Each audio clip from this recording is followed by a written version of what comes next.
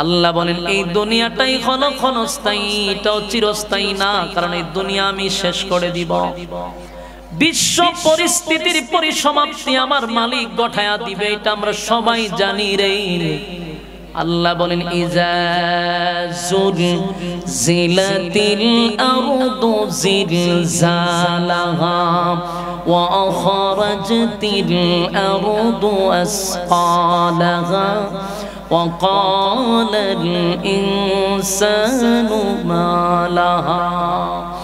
আল্লাহ বলেন জমিনের মধ্যে আমি জালজালা শুরু করে দেব, জমিন ধ্বংস হয়ে যাবে। কেন তোমরা জমিনে দাঁড়াইয়া আমি আল্লাহর নাফরমানি করো?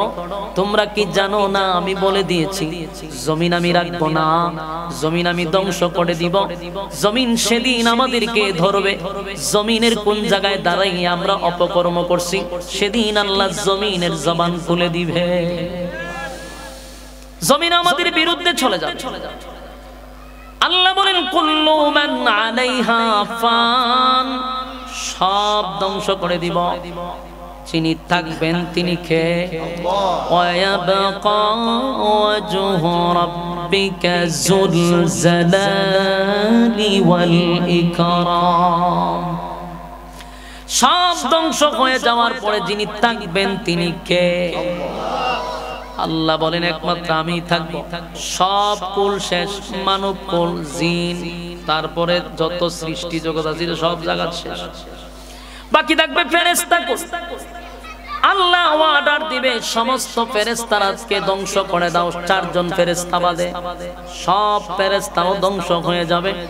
চারজন, ইসরাফিল, মিকাইল, আজরাইল আর জিবরাইল, চারজন।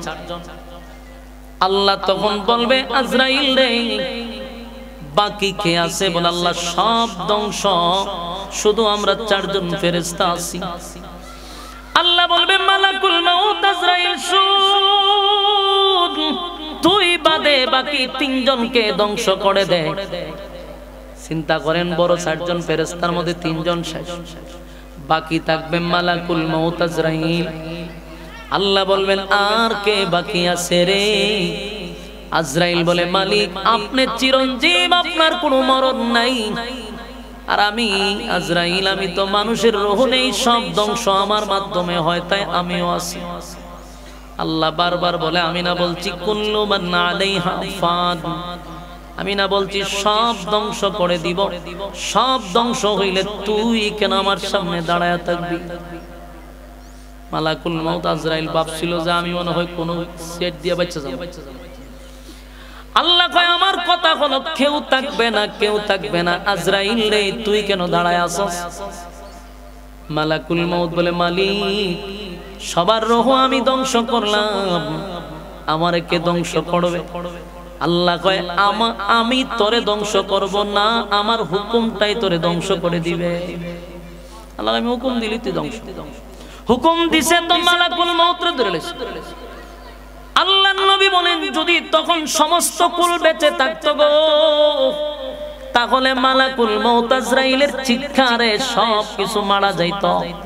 এত বিকট আওয়াজে চিৎকার দিছে, কিন্তু বাঁচতে পারলো না। সবই তো আল্লাহ ধ্বংস করে দিল, কারণ আমার মালিকের কোনো মরণ আছে? এই কথা কই না, মালিকের মরণ নাই, মালিকের ঘুম নাই, মালিকের বিশ্রাম নাই। সুবহানাল্লাহ। আল্লাহু লা ইলাহা ইল্লাহু আল হাইয়ুল কাইয়্যুম।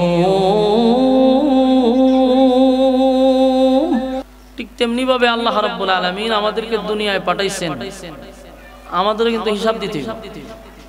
আমাদের অবস্থা দেখে আমাদের পাশেও কিন্তু ফেরেশতা আছে। 24 ঘন্টা আমাদের এই সিসি ক্যামেরা দিয়ে আমাদের সবকিছু রেকর্ড করা হয়। তো আমাদের কাছে যে ফেরেশতাগুলি থাকে তারাও মাঝে মধ্যে আল্লাহরে বলে যে আল্লাহ যেই পরিমাণ অপরাধ করে, যেই পরিমাণ অপকর্ম করে এত হিসাব দিতে পারবো না, আমি তারা আসার মাইরা মাইরা লাই। আল্লাহও ফেরেশতাদেরকে বলে যে তোমার কাজ হইল রেকর্ড করা, লিখে রাখা। আর তার কাজ হইলো যা মন চায় তা করা। রাস্তা তারা দেখায় দেওয়া হয়েছে, এখন যদি সে ডাইনে আটে ভালো কথা, বামে আটলো ভালো কথা, মাঝখানে তার বাধা দেওয়া যাবে না। কেন বাধা দেওয়া যাবে না? কারণ তার হিসাব আছে। সেও আমার কাছে হিসাব না দিয়া সামনে আগাইবার কোনো সিস্টেম নেই। আপনারা কি আমার কথা বুঝতেছেন? হিসাব না দিয়ে সামনে আগানোর কোনো সিস্টেম নেই। এই জন্য মাঝখানে আমাদেরকে কোনো বাধাই দেওয়া হয় না। একটা মানুষ যত অপকর্ম করুক তারা কেউ বাধা দেয়, ফেরেশতা কেউ বাধা দেয়। আপনারা কি আমার কথা বুঝেননি? আমি আশ্চর্য হয়েছি আজকে হাওড়া এসে। আপনারা আর আচার ব্যবহার চাল চলন দিকে আমি নিজেও আশ্চর্য। এটা শহর কেন্দ্রিক মাহফিল, আপনাদের উঠা বসা, বসার ডিসিপ্লিন, এগুলা তো মানুষ ওই উত্তরবঙ্গে দুঃখের বঙ্গে গেল এরকম হয় না। আপনারা তো শহরের মান সম্মান মারবেন। একটা মাহফিল চলতেছে, এখানে কেউ দাঁড়ায় রয়েছে, কেউ কথা বলতেছে, কেউ বসে রয়েছে, হয় বসেন নাহলে দোকানে গিয়ে আড্ডা মারেন, যেটা আপনার কাজ এটা করেন। ভালো লাগলে ফ্যান্ডেলে বসেন, কিন্তু এখানে সাপ খেলা না যে আপনার হারিয়ে হারিয়ে সাপ খেলা দেখবেন। পয়সা যান, হ্যাঁ ঠিক কম লাগতো না। বসেন বসেন বসেন। প্রতিটা মানুষ তার হিসাব দিতে হবে। আমরা যতই তারামি করেন আর যতই গাওরামি করেন, কিন্তু হিসাব আপনার দিতেই হবে। এটা বিশ্বাস করেন অথবা না করেন, হিসাব আপনার দিতেই হবে। এবং আল্লাহ বলেন, আমি হিসাব না নিয়ে এক চুল পরিমাণ আগাইবার কোনো সুযোগ দিব না। আর বিচারটা সেদিন করবেও আল্লাহ নিজে। আল্লাহ বলেন, আমি সেদিনের বিচারক। আল্লাহ যদি বিচারক হয়, এটা কি বেইনসাফি হবে না ইনসাফ বলা বিচার হবে? ইনসাফের বিচার হবে। কোন বেইনসাফি বিচার আল্লাহ করবে না, ইনসাফের বিচার করবে। আর আল্লাহ যখন ভাই ফুলা ফান্ডে আপনার সামনে কথা কয়, আপনার মুখ হাত দিয়ে বলেছেন, এর একটু মুখ হাত দূরে রাখেন, আপনার মুখ হাত দিয়ে না। একটা ডিসিপ্লিনে ফুলা পান, একটা কোনো ভলান্টিয়ার নাই, কিচ্ছু নাই, মাহফিল একটা করে বসে রয়েছে, চতুর্দিকে ফুলা পানে চিল্লাইতেছে, কথা কইতেছে, এরকম বিশৃঙ্খলা তো আমি দেখছি। কথা বলার কোনো পরিবেশ কম। এইভাবে চিল্লা চিল্লি হলে আপনি আমার জায়গা বই আপনার কথা কইতে আপনার মেজাজ গরম হয়ে যাবে। কথা আমি যিনি বলুম আর আপনারা যারা শুনবেন এখানেই থাকবে। কথা চিল্লা চিল্লি দৌড়া দৌড়ি, এটা কোনো মাহফিলের পরিবেশ কম। আশ্চর্য হইতেছি যে আমি এখানে মাহফিলটা রেখে তো আমি নিজে মুসিবত বললাম। একটা ভলান্টিয়ার চিল্লা চিল্লি করতেছে, দৌড়াদৌড়ি করতেছে, বলেন খেলার মাঠ আমার বসা দিচ্ছে। আফসোস, আপনারা কি ওয়াজ শুনতে পেয়েছে?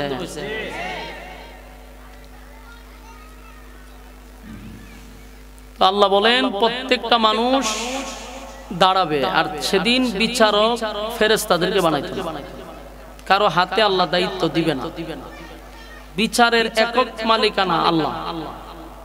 তো সেদিন কোনো বেইনসাফি হবে না, ইনসাফের বিচারই হবে। তো প্রতিটা মানুষ যখন দাঁড়াবে, আল্লাহ নিজেই তার রেজাল্ট দেখবে।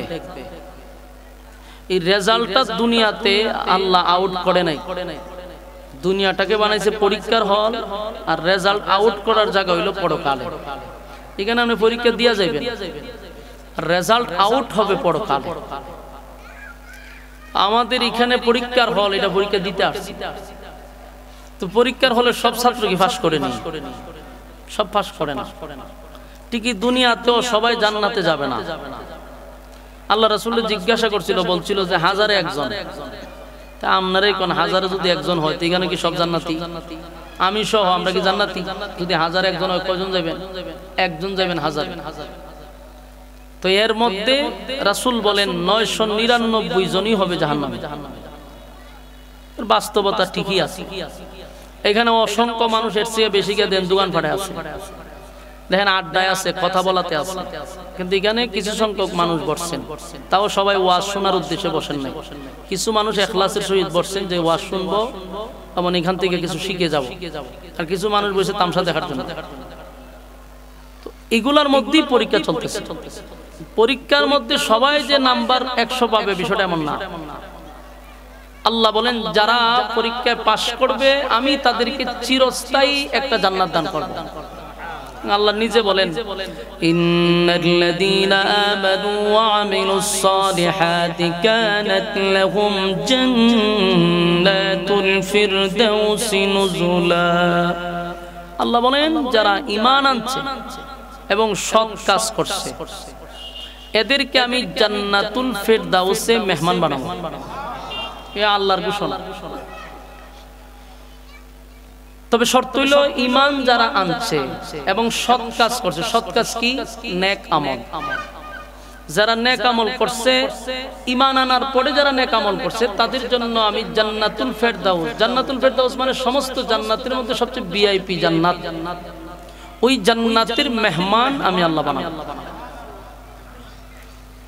এই জন্য আমি আপনাদেরকে বলি প্রথম নাম্বার হলো আমরা ঈমান আনতে হবে। আমরা সবার দাবি আমরা তো ঈমানদার, এখানে সবাই ঈমানদার। ঈমানদার আপনার দাবি করলো আপনার আমি বেঈমান করার কোনো সুযোগ আমার কাছেও নাই, কারণ ঈমান মাফার কোনো মিশিং বানানি হয়েছে না হল পর্যন্ত। কারো শরীরে যদি জ্বর উঠে তাহলে একটা মিশিং আছে, এটা হলো থার্মোমিটার। এটা বগলের নিচে রাখলে পরে জ্বর কত পয়েন্ট শরীরে আছে এটা বাইরে আসে। কিন্তু কেউ যদি হয় আমি ঈমানদার, তার বগলে খাড়ি ঢুকাইলে পরে ঈমানের পয়েন্ট বেরিব নি, তাহলে এই সুযোগটাই আমরা বাচ্চা নিচ্ছি। যখন ঈমান মাপার মিশিং নাই তখন আমাদের সমাজের সুদকুরেরাও হয় আমি ঈমানদার, ঘুষখোরেরাও হয় ঈমানদার, বেনামাজিও হয় ঈমানদার, বেফরদাওয়ালাও হয় ঈমানদার, টেন্ডারবাজি যে করে সেও হয় ঈমানদার। সব সেক্টরের মানুষ দাবি কইরা বসে রয়েছে ঈমানদার, কারণ সেও জানে যে আমি ঈমানদার কইলে আমার কেউ মাইপা দেখতে পারতেন। এই জন্য দেখবেন এক ওয়াক্ত নামাজ নাই বেচারা, কিন্তু হে আর উল্টা হুমকি দেয় যে আমি নামাজ না বললে কি হয়েছে, আমার ঈমান কিন্তু শক্ত আছে। এই কথা কেন বলে? কারণ হে জানে যে আমার বগুলের নিচে খাড়ি ঢুকাই থাকে, খাড়ি ঢুকাই এখন আমার ঈমান মাফার মিশিংও নাই, মাপতেও পারবো না, তো সাহাবাবাজি আমি করে গেলাম। আপনার এলাকার আরো বাচ্চা কাচ্চা আছেন, একটু নিয়ান না ভাই, এটা তো বাচ্চা কাচ্চার লেগে আজকে আয়োজন। ওয়াজ যারা শুনবে আড্ডা মারতেছে, আর ফুলাফান যেটি ওয়াজ শুনতো না এরা আমার সামনে দিয়েছেন বসাইয়া।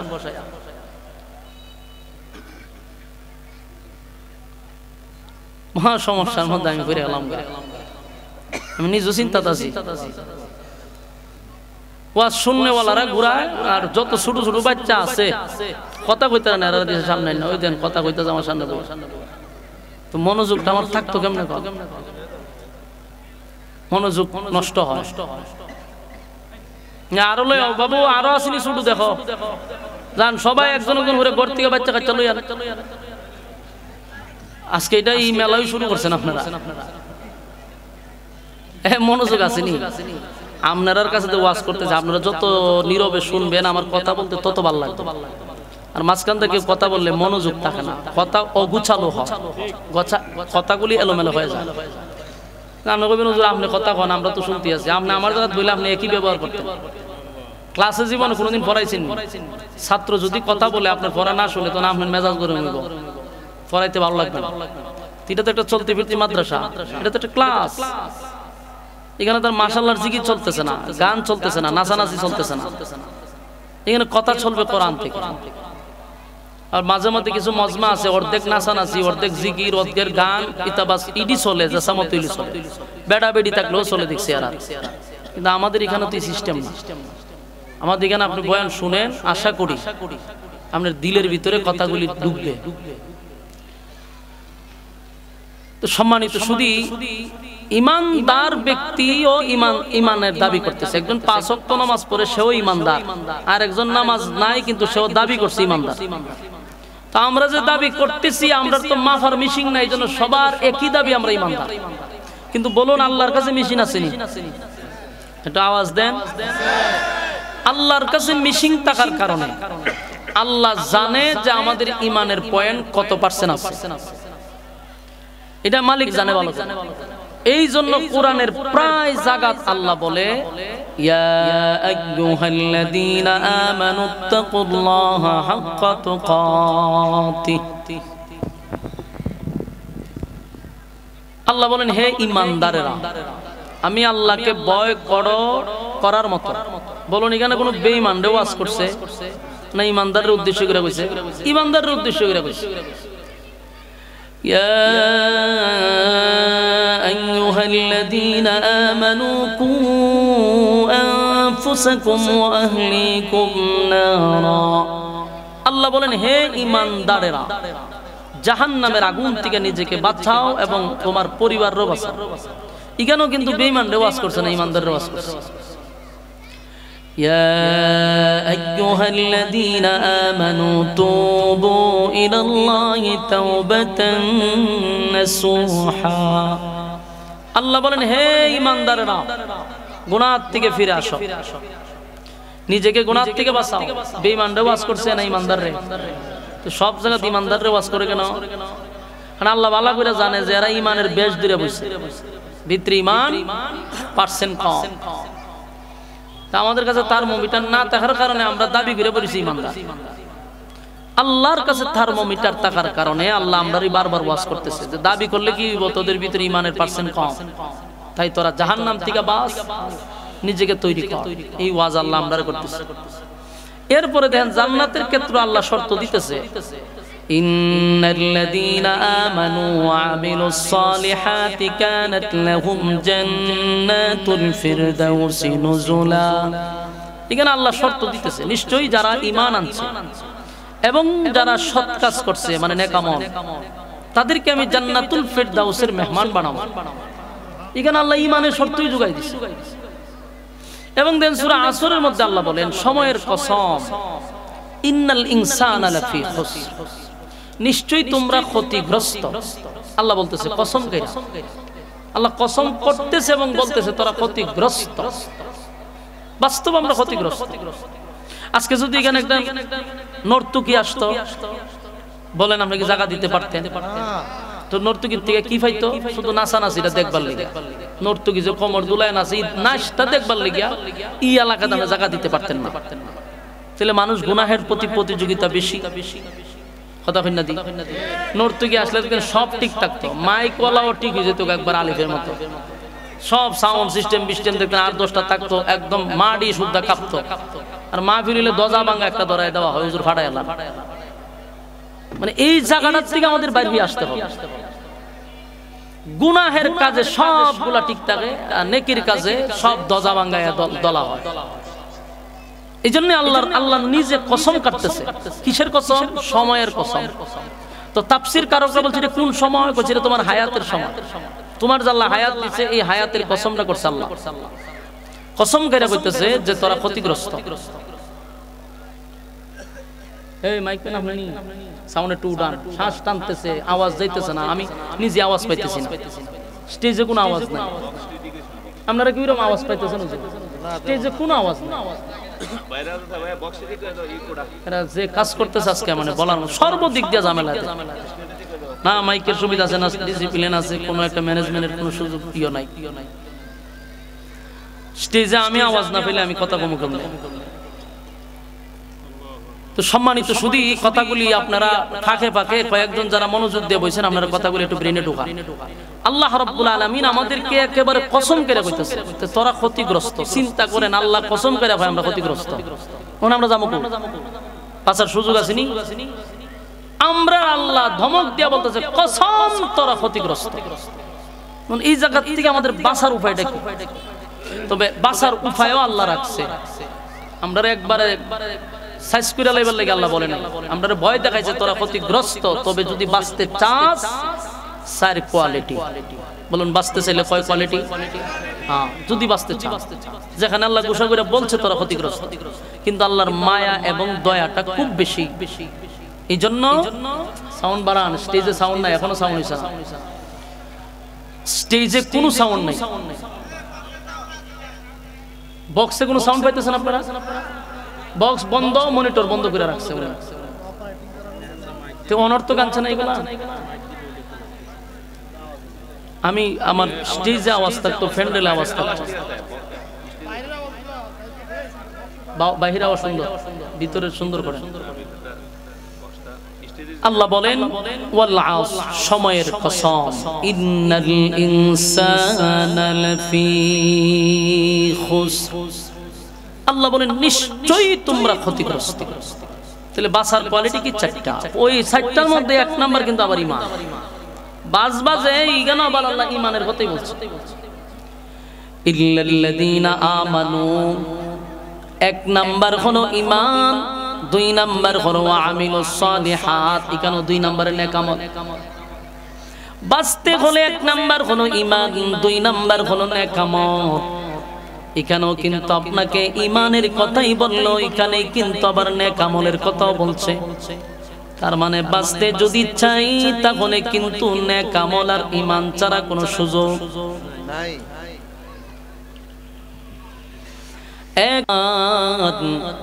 2 নাম্বার হলো নেক আমল। তুমি আর আমি যদি বাঁচতে চাই তাহলে কিন্তু নেক আমল ছাড়া আর ঈমান ছাড়া কোনো সুযোগ নাই। ইল্লাল্লাযীনা আমানু, 1 নাম্বার বান্দা তুমি ঈমান আনতেই হবে। ঈমানের তো আজ কেন মালিক আমাদেরকে করলো? তার মানে ক্যান্সার হইলেও আনসার আছে, কিন্তু ঈমান গেলে কোনো আনসার নেই। কারণ সবচেয়ে বড় দৌলত হলো আমাদের জন্য নিয়ামত হলো ঈমান। ঈমানের ব্যাপারে রব্বে কারীম বারবার বান্দাদেরকে গুরুত্ব দিয়েছে, ঈমান আনো, ঈমান ছাড়া যাবে না। কারণ যারা পরিমাণ ঈমান লইয়া যদি কেউ কবরে যায় তারও আশা আছে জান্নাতের ভিতরে ঢোকার। যদি ঈমানই না থাকে জান্নাতের ঘ্রাণও আমরা কোনোদিন পাবো না। এই জন্য আল্লাহ রাব্বুল আলামিন ঈমানের বিষয়টা বড় গুরুত্ব দিছে। আর আমাদের আলেম উলামারাও ঈমানের ওয়াজি করে। নবী রাসূলগণ বারবার ঈমানের প্রতি আমাদেরকে গুরুত্ব দিছে। কারণ ঈমানই হলো আমাদের একমাত্র সম্বল, যার দ্বারা কোনোদিন আমরা জান্নাতের একটা আশ্রয় পাবো, জান্নাতের ঘ্রাণ পাবো। যদি ঈমানই না থাকে তাহলে আর কোনোদিন জান্নাতের ঘ্রাণ পাবো না। তাহলে ঈমান যায় কেমনে আমরা অনেকের ধারণা নাই। সকালবেলা ঘর থেকে ঈমান লইয়া বাহির হইল, বিকালে ঘরে অনেক মানুষ বেঈমান হইয়া ফিরে। কয়েকটা কথার মধ্যে ঈমান নষ্ট করে। ছোট ছোট বিষয় যেগুলো আমরা গুরুত্বই দেই না, অথচ ঈমান চলে যেতেছে। যেগুলারে আমরা কোনো গুনাহ মনে করি না, যে কথাগুলি আমরা অহরহ বলে থাকি। যেমন কারো ছেলে যদি বিদেশ থাকে, গর্ব কইরা কয় আমার ছেলেটা যদি বিদেশ না থাকতো তাহলে আমি না খাই আমার মরতাম। এরকম কথা অনেকেই বলে। আমার ছেলেটা বিদেশ থাকার কারণে খায়া বাচ্চা আছি। অথচ রিজিকের মালিক কে? আল্লাহ। রিজিকের মালিক আল্লাহ, বাঁচায়া রাখার মালিক আল্লাহ। কিন্তু আমরা মনে করি আমাদের রিজিকের মাধ্যম হইল সন্তান। ডাইরেক্ট সন্তানের রিজিকের মেন মালিক বানায় বসে থাকে। অনেক সময় এক ব্যক্তি ফার্মেসিতে, আমিও গেছি, আরো 2-3 জন দাঁড়ানো আমার সামনে কইতেছে, খাল খেজু আমি ওষুধ না দিতেন বুকের ব্যথা মরি গেলাম। বোঝা তো ওষুধ এর বাঁচাইছে। শুকরিয়া আদায় করার দরকার ছিল যে আলহামদুলিল্লাহ আপনার ওষুধ খাওয়ার কারণে আল্লাহ আমার বাঁচাইছে। আল্লাহ শব্দটা আনতে রাজি না। এই ছোট ছোট কথার মাধ্যমে আমাদের ঈমানের অনেক দুর্বলতা প্রকাশ পায়। সাবধান। সবচেয়ে বড় নিয়ামত কিন্তু আমাদের মধ্যে হলো ঈমান, এটা ছাড়া যাবে না।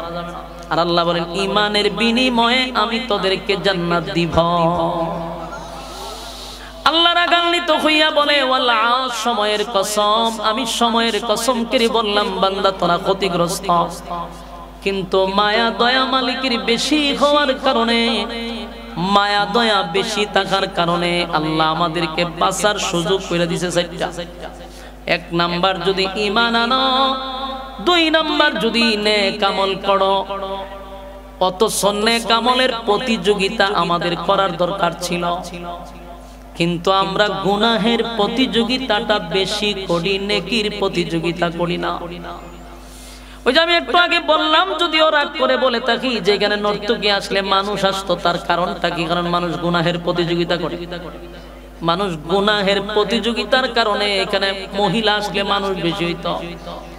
কোরআন হাদিসের কথা শোনার জন্য মানুষ কম হওয়ার 1 নাম্বার কারণ হলো তার নেকির প্রতিযোগিতা নাই, নেকির প্রতিযোগিতা কম। গুনাহ যেখানে বেশি সেখানে মানুষ দৌড়ায় বেশি। আল্লাহ রাব্বুল আলামিন বলেন বান্দারে আমি তোদেরকে অপশন দিলাম চারটা, যদি বাঁচতে চাস তাহলে চারটা কোয়ালিটি ছাড়া কোনোভাবেই বাঁচার কোনো সুযোগ নাই। 1 নাম্বার ঈমান, 2 নাম্বার নেক আমল। এই যে আপনারা বসছেন কথাগুলি শুনতেছেন, যদি আমল করেন এটাই নেক আমলের জায়গা। এখানে বৈশা রইছেন যতগুলা কথা শুনতেছেন এবং আয়াতে কারিমা শুনতেছেন, প্রতিটা অক্ষরে অক্ষরে 10টা করে নেকি আপনাদের আমলনামায় আল্লাহ ঢুকায়া দিবে। তাহলে আমাদের নেকির আগ্রহ বাড়ার দরকার, নেকির প্রতিযোগিতা করা দরকার, গুনাহের প্রতিযোগিতার থেকে আমাদের সরে দাঁড়ানো দরকার। আমার যুবক ভাইরা, কারণ দুনিয়া ক্ষণস্থায়ী দুনিয়ায় কেন পাঠাইলো? কারণ চিরস্থায়ী জান্নাত দেওয়ার জন্যই আল্লাহ এখানে পাঠাইছে। আর না হয় আদম এবং হাওয়া দুইজনকে, আমাদের আম্মা এবং আব্বাকে আল্লাহ জান্নাতেই রাখতো, আমরা সেখানে জন্মগ্রহণ করলে জান্নাতে আমরা বসবাস করতাম। এই নোংরা পরিবেশে দুনিয়া নামক জায়গাত কেন পাঠাইলো? আল্লাহ কয় আমার উদ্দেশ্য হলো চিরস্থায়ী জান্নাত দিব, কিন্তু আমি একটা পরীক্ষা নেওয়ার জন্য ক্ষণস্থায়ী দুনিয়ায় পাঠাইছি। এই ক্ষণস্থায়ী দুনিয়ায় যারা পরীক্ষায় ভালো রেজাল্ট করবে, আমি আল্লাহ তাদেরকে চিরস্থায়ী জান্নাত দিব। লাডা যদি সবাইরই জান্নাত দেয় তাহলে এটা ইনসাফ হয় না। ভালো কাজ যারা করছে তাদের জন্য আল্লাহ রাব্বুল আলামিন জান্নাত উপহার দিবে। মন গড়া জিন্দেগি যারা চালাইলো, যেমনে মনে চাই এমনে যারা চললো, তাদের জন্য জান্নাত নয়। যারা লাগাম লাগায়া চলাফেরা করছে, দুনিয়ার জমিনে চলতে গিয়ে আমার মালিকের হুকুম রাসূলের তরিকায় জীবন যাপন করছে, তাদের জন্য রব্বে কারীম জান্নাতে চিরস্থায়ী বসবাস করার সুযোগ করে দিয়েছে। আল্লাহ বলেন আমি চাইলে দুনিয়াতে শাস্তি দিতে পারি, কারণ মানুষ যে সমস্ত অপকর্মগুলি করে এগুলা আল্লাহর দেখার বাহিরে নয়। প্রত্যেকটা মানুষের সাথে আল্লাহ ফেরেশতা রাখছে। দুনিয়ার মানুষের ব্রেন দিয়া, দুনিয়ার মানুষের মেধা দিয়া যদি প্রযুক্তি তৈরি করে, আমি যে কথা বলি আমার বাচন ভঙ্গি কথা সব রেকর্ড হয়, কথা হয় না? রেকর্ড হয় না? এই কথাগুলি রেকর্ড হয়। পরবর্তীতে যদি আমি অস্বীকার করি না এই কথাগুলি আমি বলি নাই, আমি ধরা পড়ব। কারণ প্রযুক্তির মাধ্যমে এই কথাগুলি রেকর্ড হচ্ছে। তো আল্লাহর দেওয়া মেধা পাইয়া যদি মানুষ প্রযুক্তি দিয়া আপনি আমার বাচন ভঙ্গি কথা রেকর্ড করতে পারে রে, আমার মালিকের কাছে কি সেই প্রযুক্তি নাই? কথা হয় না? আল্লাহ বলেন 24 ঘন্টার জন্য কিরামান কাতিবিন, 2 জন ফেরেশতা তোর কাঁধে রাখছি। রাতের আলোতে, রাতের অন্ধকারে, দিনের আলোতে আমি তোর সব রেকর্ড করে রাখি। বাঁচার সুযোগ নাই। সেদিন যদি আল্লাহর সামনে দাঁড়ায়া বলেন মালিক এমন কাজ তো আমি করি নাই গো, এমন অপরাধটা তো আমি করি নাই, আল্লাহ ডিসপ্লেতে বড় স্ক্রিনে দেখাইব, দেখ সব রেকর্ড আছে। রাতের অন্ধকারে কোন জায়গায় কোন অপকর্ম করছো সেটাও আমার কাছে ভিডিও আছে। দিনের আলোতে কোন কাম করছো সেটাও আমার কাছে ডকুমেন্টস আছে। বলুন বান্দা কি সেদিন বাঁচার সুযোগ আছে? আল্লাহ বলেন দুনিয়াতে মানুষ তুমি তোমার প্রযুক্তি দিয়ে আমি বুঝাই দিলাম যে দুনিয়াতে তোমার কথা রেকর্ড হয় ভিডিও সহকারে। আল্লাহর দেওয়া মেধা পাইয়া যদি মানুষ এতটুকু করতে পারে, আমার মালিক আমাদের জন্য কত প্রযুক্তি রাখছে। যুবক ভাইরা, আল্লাহ রাব্বুল আলামিন বলেন তাই আমি তোমাদেরকে বারবার বলি বান্দারে আমি কিন্তু বিচারক হব, রেজাল্ট কিন্তু আমি দেখব। এই ক্ষণস্থায়ী দুনিয়া চিরস্থায়ী না, এটা অল্প কিছুদিনের জন্য। দেখেন একটা মানুষ যদি নাস্তিক হয়, যে কোনো ধর্মের হোক, একটা বিষয়ে গিয়ে একমত হয়, এটা হলো মরতে হবে। কথা কইনা দি আপনারা মরণ লাগবে নি, মরতে হবে এটা মানুষ বিশ্বাস করে। আর কিছু বিশ্বাস করুক আর না করুন, মরতে হবে। মরণ যে লাগবে এটা আমরা সবাই জানি, মরতে হবে। আমার যুবক ভাইয়েরা, কারণ আমার চোখের সামনে বাবা মরে গেল, দাদা মরে গেল, আর আমার চুলগুলি যদি এখন কালো আছে, একটা সময় আমার চুলগুলিও সাদা হবে, এতে কোনো সন্দেহ নাই। এই স্টেজে প্যান্ডেলে কত মানুষ বসে আছে দেখেন, দাড়িগুলা সাদা হয়ে গেছে। বলুন এটা কি এমনি সাদা হয়েছে না আমার মতো তাদের কালো ছিল? একটা সময় তাদের দাড়িগুলা চুলগুলা কালো ছিল, কিন্তু আস্তে আস্তে সাদা হয়ে গেছে। কেন রে সাদা হয়ে গেল? চামড়াগুলি কেন ডিল হয়ে গেল? চোখের জ্যোতি কেন কমে গেল? শরীরটা কেন দুর্বল হয়ে গেল? এখন কেন লাঠি ছাড়া দাঁড়াইতে পারে না? নিজেরে নিজে প্রশ্ন করলেই তো বুঝবা আমার সময় কমে আসতেছে, আমার ডেট ওভার হয়ে গেছে। নিজেরে নিজে প্রশ্ন করো। যেমন নদীর জোয়ার চিরকাল থাকে না, মানুষের যৌবনও চিরকাল থাকে না, যৌবনেরও বাটা আছে। নদীর যেমন জোয়ার সব সময় থাকে না, বাটা হয়, মানুষের যৌবন সব সময় থাকে না, বাটা হয়। কথা হয় না? চিরস্থায়ী কোনো কিছুই না। ক্ষমতাও দেখবেন সব সময় থাকে না, না থাকে। আম্মা জানের ক্ষমতা আসেনি এখন? আম্মা জানের ক্ষমতা ছিল, তখন ক্ষমতা দেখাইছে। এখন ক্ষমতা নাই, আবার আরেক দল ক্ষমতায় আসবে। এই আওয়াজ আর যাওয়া, সব সময় ক্ষমতা থাকে না। তবে যৌবন পাইয়া যেমন তুমি যৌবনের অপব্যবহার করতে পারো না, ক্ষমতা পাইয়াও ক্ষমতার অপব্যবহার করতে পারো না, কারণ এটা চিরস্থায়ী নয়, এটারও শেষ আছে।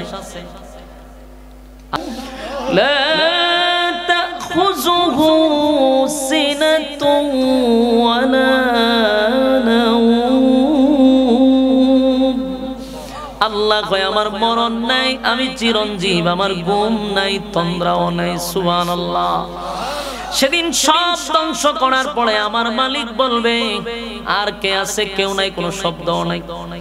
আল্লাহ নিজেই গুনগুনাইয়া কথা বলবে, কেউ নাই, সব ধ্বংস। আল্লাহ নিজেই বলবে লিমানিল মুলকুল ইয়াউম, পৃথিবীর রাজা বাদশারা কোথায়? আমি না তোদেরকে রাজত্ব দিছিলাম, রাজত্ব পাইয়া না বহু বেড়াগিরি করছ। আল্লাহ সব জালেমদেরকে এক জায়গায় করবে, সবাইরে ডাকবো। যত জালেম আছে সব জালেমরে ডাকবে, ফেরাউন থেকে শুরু কইরা ফেরাউনরাও ডাকবে, নমরুদরে ডাকবে, সাজ্জাদরে ডাকবে, আবু জাহিল্লা সহ এই প্রজন্মে যারা জন্ম নিছেন বুশ সহ যত জালেম আছে রে, সব জালেম রে আল্লাহ ডাকবো। ওই জালেমদের মধ্যে আমাদের আম্মা জানরাও ডাকবো। আম্মা জান কি মক্কার ইমাম সাহেব আছে, তাহলে কিতা ডাকবো নি? জালেমদের অন্তর্ভুক্ত। কথা কয় না দি? ঠিক কইব কেমন? সব এক সুতায় বাঁধা। আল্লাহ রাব্বুল আলামিন বলেন জালেম রে যদি ডাকি, তাহলে আমাদের আম্মা জানো কিন্তু জালেমদের মধ্যে অন্যতম একজন জালেম, যদিও সুলো জালেম। আবার আরেকজন আছে আম্মা জানের জামাই। আমরা ডাকি দাদা, কিন্তু সম্পর্ক হয়েছে জামাই বউ। আমরা কেমনে দাদার থেকে এখন আব্বাটা হতো জানা বেটা হিন্দু, ঠিক নেই? তো দাদারও আল্লাহ ডাকবো, রে দাদা আসত নেই, বলে আসি। সব জালেম রে আল্লাহ এক জায়গা করবো, ওরে জুতা দাদা ঘন্টা ফিটাইব, মুদ্দার কপালও বেশি বাইরিব জুতা দিয়া। কারণ প্রত্যেকটা জালেমের পতন আছে না নাই? আল্লাহ জালেমদেরকে নিয়ে কসম করছে, একটা না 60টা কসম। কয়টা কসম? জালেমদেরকে নিয়ে কসম করছে। ওয়াসসামাই যাতিল বুরুজ, আল্লাহ বলেন নক্ষত্রের কসম, ওয়াল ইয়াউমিল মাউউদ, কিয়ামত দিবসের কসম, ওয়াল ইয়াউমিল মাউউদ। এরপরে কয় ওয়া শাহিদিন ওয়া মাশহুদ। প্রথম দুই আয়াতে দুইটা কসম, পরের এক আয়াতে দুই কসম। ওয়া শাহিদিন ওয়া মাশহুদ। আল্লাহ বলেন যেই দিনটা ঘুরে ঘুরে তোমাদের সামনে আসে, ইয়াউমুল জুমআ, ইয়াউমুল আরাফা, এই দুইটা দিনের কসম। চার কসম কে আল্লাহ বলেন কুতিলা আসহাবুল উখদুদ, গর্ত খননকারী মানে জালেম। জালেমদের প্রতি আমি আল্লাহর অভিশাপ। কাদের প্রতি অভিশাপ? জালেমদের প্রতি আল্লাহর অভিশাপ। যারা মানুষের উপর জুলুম করেন সোজা হয়ে যান, বারবার বলছি। আল্লাহ কিন্তু ছাড় দেয় না, ছাড় দেয় কিন্তু ছাইরা দেয় না। বাড়িতে গিয়া কইবেন নিটি কই আইছি আমি আম্মা জানের এলাকাতে আয়া করছি। এ যুবক ভাইরা, আপনারা ঠিক কইলো ঠিক, না কইলো ঠিক, কথা বুঝছেন নি? আপনারা এখন না কইলো ঠিক, কারণ নুন খাইছেন গুণ তো খাইতেইব আপনারা, আর এই জন্য চোখ করে বসে রয়েছেন, খাইতে দেখেন আপনারা। আমরা খাইও নাই, গুণও গায়ও নাই, যা সত্য তা প্রকাশ করছে। জালেমদের ব্যাপারে আল্লাহ নিজে আপোষ করছেন। আল্লাহ ওদের প্রতি আমার অভিশাপ, জালেমদের প্রতি অভিশাপ আল্লাহ দিছে অভিশাপ। তা আপনি যদি এর প্রতি সাফাই গান, তা আপনি এদের সাথে আপনি অভিশাপ প্রাপ্ত। আপনার উপর ঠাড়া করব, আপনার উপর গজব করব। জালেমদেরকে যারা প্রশ্রয় দেয়, আশ্রয় দেয়, এরাও জালেমদের সাথেই আল্লাহর সামনে দাঁড়াবে। আল্লাহ বলেন, চার কসম করছি জালেমদের ব্যাপারে, জালেমরা শুন, তোদের উপরে আমি আল্লাহর অভিশাপ, তোদের উপরে আমি আল্লাহর অভিশাপ। এই জন্য আপনাদের হাতে পায়ে ধরে বলি, মানুষের উপরে জুলুম করা যাবে না। দিছে আল্লাহ ক্ষমতা আপনারে, মনে করেন আপনি একটা চেয়ারও বইছেন, চেয়ারম্যান হয়ে গেছেন, এই জন্য কি আপনি মানুষের উপরে জুলুম করবেন? কথা কইনা দি কই আইছি মমি সিং আইছি ওয়াজ করতে আছে লক্ষণ এরকম আহাওরাটা আমি বাসি মৌজি হুজুর আমার শিখাইতেছে কয়টা আহাওরা। কথা কি বুঝতেছে? আওয়াজ পাইনি, এটা তো সুন্দর, প্যান্ডেল আওয়াজ আছে, এটাই সুন্দর লাগতেছে, চেহারার আওয়াজ না। বলুন জালেমদের প্রতি অভিশাপ কার? তা আপনি কি জালেমের পক্ষে নিতে পারবে? পক্ষে নিলে আপনি তো জালেমের কাছাকাছি। এই জন্য আল্লাহ নিজে বলে, চার কসম করে বলছি জালেমদের সাপোর্ট করা যাবে না। জালেমদের উপর আমি আল্লাহর অভিশাপ। হাসরের মাঠে আমি তাদেরকে দাঁড় করাবো যাদেরকে ক্ষমতা দিছিলাম। একটা চেয়ারের মালিক হইছো তুমি, তো শুকরিয়া আদায় করা দরকার ছিল, আল্লাহ আমারে সম্মান দিয়া বসাইছে। এটা মালিকের কাছে শুকরিয়া আদায় করা দরকার। আমি চেয়ারম্যান হই, এমপি হই, মন্ত্রী হই, আমার আল্লাহ সম্মান দিছে রে, আমার আল্লাহ ইজ্জত দিছে, শুকরিয়া আদায় করা দরকার। গভীর রজনীতে তাহাজ্জুদে বৈশা মানুষের আড়ালে কান্নার দরকার ছিল। আল্লাহ মানুষ আমারে কত সম্মান দিছে, মানুষ আমারে কত ইজ্জত দিছে, আল্লাহ আমার ইজ্জতের চেয়ারে তুমি বসাইছ। সাবধান মালিক, তুমি আমারে বেইজ্জতি কইরো না। আল্লাহ আপনি ইজ্জতের মালিক, আপনি আমার ইজ্জত দিবেন, বেইজ্জতি কইরেন না। উচিত ছিল বান্দা আল্লাহর কাছে ডুকরায়া কান্নার, কিন্তু সেটা তো করেই না। ক্ষমতার চেয়ার পাইয়া মানুষের উপরে জুলুম করে, মানুষের হক নষ্ট করে, মানুষের বাক শক্তি নষ্ট করে দেয়। আল্লাহ কয় সাবধান জালেম শুন, তোদের উপরে আমি আল্লাহর অভিশাপ। একটা দুইটা না চারটা কসম করে বলছি, তোরা জালেম, তোদের উপরে আমি আল্লাহর অভিশাপ। আর জালেমদের অভিশাপ দিছে দুনিয়ায়, শুধু তাই না, দুনিয়াতে তো চরম পর্যায়ের বেইজ্জতি না করে আল্লাহ কবরে নিবে না। আপনি মনে করছেন খালি কবরে গেলেই ফিরাইব না, দুনিয়া তো চরম পর্যায়ের বেইজ্জতি করবে, লাঞ্ছিত করবে, এরপরে আল্লাহ কবরে নিবে। অপেক্ষা করতে থাকো, মনে করো শেষ এমনটা না, আরো রয়েছে জুতার বাড়ি, আরো বহু জুতার বাড়ি জমা রয়ে গেছে। জালেমদের কপালে জুতার বাড়ি মরার আগ পর্যন্ত থাকবে। তাই নেক্সট টাইমে যারা ক্ষমতায় বসবা, চেয়ারে বসবা, আমি তোমাদের উদ্দেশ্য করে বলি, বাংলাদেশ এমন একটা দেশ সম্মান দিতে দিতে আসমান নিয়ে তুলে, আবার জুতাদা ফিডাইতে ফিডাইতে মাটির নিচে ঢুকা, এটা হলো বাংলাদেশ। তাই ক্ষমতা পাইয়া বেশি বেড়াগিরি দেখায় না, অতীত থেকে শিক্ষা গ্রহণ করো। মা কথা বলনা দি, শিক্ষা গ্রহণ করা দরকার না? আগে জানেন জুতাটা ভিড়াইছে, পরে আপনার উপরে জুতা আছে, তেরিবিরি করবেন, আপনারও জুতাটা বেরিব না। এটা না বাংলাদেশ। এই দেশের মানুষ এরকম হয়, মহব্বত করবো, বুকের ভিতরে ঢুকাই দিব, আর বাইর করার সময় এমনি বাইর করতো না, জুতাটা ভিড়াই বাইর করে। এই জন্য ক্ষমতা পাইয়া মানুষের উপরে জুলুম করা যাবে না, মানুষের হকটা নষ্ট করবা না। আমরার দেশের মানুষ যদি কোন রকম একটা মেয়র হইতে পারে, চেয়ারম্যান হইতে পারে, অথবা মনে করেন এমপি হইতে পারে, ওখানে হে রাস্তাঘাটে বাড়ি পারে না, ও কেড়ে বাড়িতে পারে না, ভয় ভিতরে পিছে তাকে গুলি করে দিব, নাহলে আয় আক্রমণ করবো। দেখবেন 8-10টা গুন্ডা ফান্ডা লইয়া আড়ে, আর নাইলে পিছে তো আবার প্রশাসনের গুন্ডা বাহিনী আছে, এরা তো পিস্তল লইয়া হার রয়েছে, আবার দেখবেন এর কিছু গুন্ডা বাহিনী আছে, সব গুন্ডা বাহিনীর মাঝখানে থাকে, পিছনে যে প্রশাসন থাকে, সব মিলে এবারে রাস্তা দাঁড়ানো লাগে। কেড়ে রে তোর ভিতরে তো বই কেড়ে। এর এক নম্বর কারণ হলো মানুষের হক নষ্ট করে বসে রয়েছে। মানুষের হক যারা নষ্ট করে এরা বুক ফুলাইয়া রাস্তা দিয়ে হাঁটার ক্ষমতা রাখে না। তুমি বাবু কেমনে তুমি আরেকজনের হক নষ্ট করে তুমি শান্তিতে ঘুমাইবা? শান্তির মার এত তুমি খবর দালাইছো। মানুষের হক নষ্ট করে, মানুষের অধিকার নষ্ট করে তুমি বাড়িতে গিয়ে আরামে ঘুমাইবা সুফাতে, না, এটা সম্ভব না। আর যদি তুমি জনগণের হক আদায় করো তাহলে উমরের মতো তুমি মরুভূমির বালিতেও ঘুমাইতে পারবে। খলিফাতুল মুসলিমিন উমরের জীবনী পড়বেন। আমি আরেকটা নসিহত করে যাই, যারা আগামীতে নেতা হবেন আপনাদের কাছে আমার আরজুর, আপনারা খলিফাতুল মুসলিমিন উমরের জীবনীটা একটু পড়েন। তাহলে আপনি শুধু এখানে বসবেন এমনটা না, ইজ্জতের সাথে সম্মানের সাথে আপনারা পাবলিকের সাথে চলতে পারবেন। জনগণ আপনাদেরকে সেফটি করবে।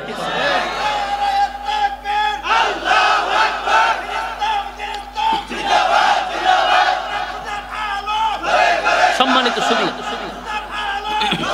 সময় কম। সম্মানিত সুধী, আল্লাহর কসম, জনগণের হক যদি আপনি আদায় করেন আপনার সেফটির জন্য প্রশাসন লাগবে না, জনগণ আপনার সেফটি হয়ে যাবে, জনগণ আপনার সিকিউরিটি হয়ে যাবে। তারা আপনার জানমালের হেফাজত করবে, কারণ আপনি তো কারো হক নষ্ট করেন না। হযরত ওমর মরুভূমির বালুর মধ্যে ঘুমায় থাকতো, অথচ আপনার মতো চেয়ারম্যান না, আপনার মতো এমপি না, উনি অর্ধ পৃথিবীর বাদশা। 50টা রাষ্ট্র উমরের আঙ্গুলের ইশারায় চলত। সেই উমর মরুভূমির মধ্যে ঘুমায়। রোম দেশ থেকে ওই দেশের বাদশা আইছে, আইয়া কয় আমরা খলিফারে দেখতে চাই। কয় গিয়া দেখেন মরুভূমির মধ্যে মানে হেরা হইডি কি দেশের বাদশা থাকবো মরুভূমিতে, কয় উঠ লইয়া গেছিল অনাইছে না। আশ্চর্য না, একটা দেশের বাদশা না তো 50টা দেশ আঙ্গুলের ইশারায় চলে। এত পাওয়ারফুল একজন নেতা হয়ে উঠ লইয়া গেছিল মরুভূমিতে, ওনা আসে নাই। এরা গেছে, গিয়া দেখে একটা হাত, ডান হাত ওই গালের মধ্যে দিয়ে শুয়ে রয়েছে মরুভূমির রুদ্রের মধ্যে, আর উটটা কাছে বাঁধা। এরা দীক্ষা কয় যে উমর, আমাদের দেশের বাদশার কয়েক হাজার খালি গেটের বাহিরে থাকে, কয়েক হাজার বাহিনী থাকে ঘরের ভিতরে, এর হলো কোনান্দা গুলি উড়ে মেরে লাগে। আর এত বড় দেশের বাদশা হইয়া মরুভূমিতে ঘুমাইছে, একটা সিকিউরিটির মতো কোন সেনাবাহিনীও নাই কাছে। তখন ওই রোম দেশের বাদশারা বলল, অবশ্যই তুমি জনগণের হক আদায় করছো, যার জন্য তোমার কোনো শত্রু। এরকম পরিবেশ তো আমরা চোখে দেখি নাই ভাই। এই দেশটা তো দুর্নীতির মধ্যে বড় হইছে। এই বাংলাদেশ দুর্নীতি দিয়া জন্ম হইছে।